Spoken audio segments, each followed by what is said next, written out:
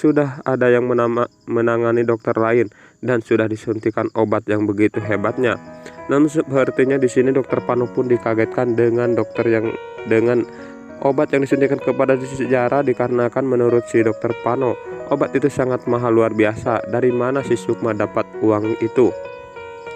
Dan di sini sepertinya Pak Dokter Pano pun langsung meminjam handphone dari pihak suster itu untuk menghubungi si Sukma. Namun sayangnya si Sukma pun tidak bisa mengangkat telepon dari si Dokter Pano ini.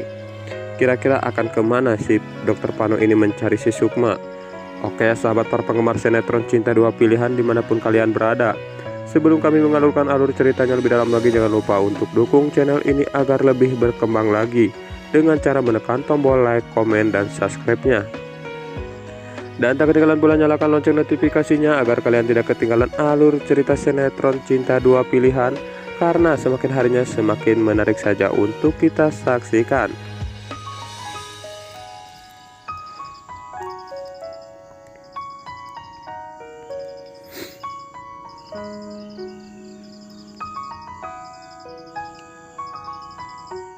Perhatian luar biasa yang dilakukan oleh Dokter Pano kepada si Jara. Sepertinya di sini terlihat kondisi Dokter Pano yang belum stabil pun, dan jalan pun masih terpincang-pincang dikarenakan dia mengalami sakit yang begitu luar biasa.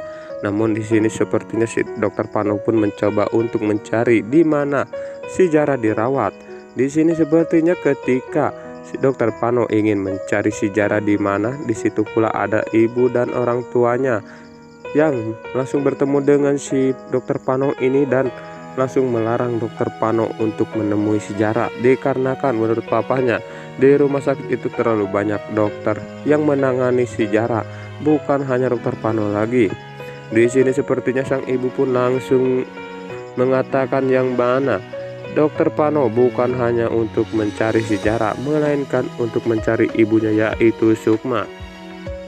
Dan sepertinya ada juga nih yang bikin emosi si Dokter Pano, yaitu si Fris. Si Fris mendengar dengan percakapan antara Dokter Pano dengan orang tuanya. Di sini sepertinya Fris pun langsung